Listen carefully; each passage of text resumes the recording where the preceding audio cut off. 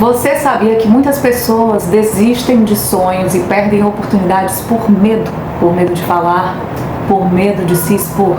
As nossas crianças e os nossos adolescentes podem, sem querer, carregar alguma crença limitante ou bloqueadora que impeçam elas de experienciar desenvolvimentos determinantes para o sucesso, para a felicidade, para a vida pessoal, acadêmica e profissional delas. Vamos pensar em situações comuns que isso pode acontecer? Como, por exemplo, uma experiência de você levar o seu filho para o supermercado, para um restaurante, e ele não consegue fazer um pedido.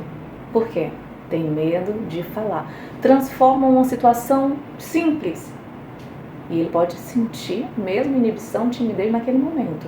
Mas não é um momento de alta tensão, mas ele transforma aquela atividade em uma situação simples, como se fosse uma situação de alta tensão.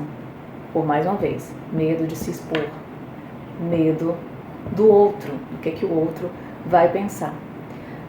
Outra situação, desenvolver habilidades para além da comunicação, como habilidades musicais. Alguns deixam de cantar, de ir para a aula aprender um instrumento, porque sabe que vai ter que fazer uma apresentação para um grande público, ou ali na sala de aula para um grupo de amigos, para a família, e aí prefere não participar para não ter que fazer esse tipo de apresentação. Outra situação, no esporte, jovens atletas desistem de jogar porque eles não sabem lidar com a pressão.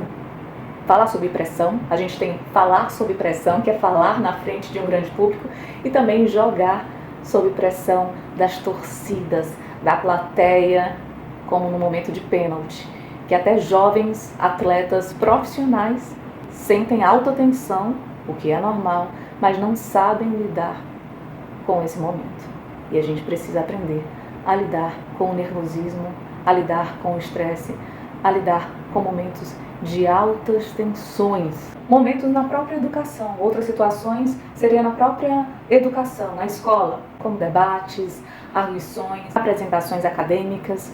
A criança ou adolescente às vezes deixa até de estudar. Principalmente os universitários. Já tivemos casos de universitários que deixaram de estudar devido às apresentações orais. Tem medo de falar em público. É tão intenso, fica se comparando com os colegas, se sente demasiadamente inseguro e não consegue se apresentar. Outra situação futura para os jovens é uma situação profissional. A gente acaba perdendo grandes chances de desenvolver grandes lideranças. Nossos jovens, nossas crianças têm grandes ideias, mas não conseguem organizar essas ideias, não conseguem expor essas ideias de forma clara, de forma confiante, de forma entusiasmada, devido às falas amordaçadas e falas de medo, que muitas vezes acabam se transformando em falas silenciadas, ou seja, são apenas ideias, mas não conseguem verbalizar aquelas ideias. E o que é que todas essas situações têm em comum? O medo de se expressar gera sofrimento e limita o potencial de realização pessoal e profissional. Como mães, como pais, vocês precisam e vocês têm essa função de mudar essa realidade.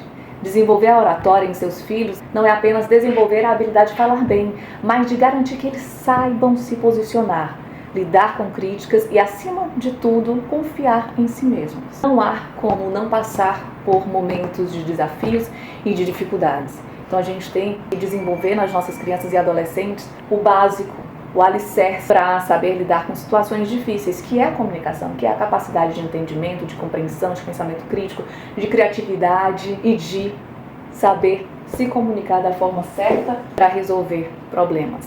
Incentive-os a falar, incentive-os a ouvir, incentive-os a perguntar, incentive-os a experimentar e aprender novas habilidades.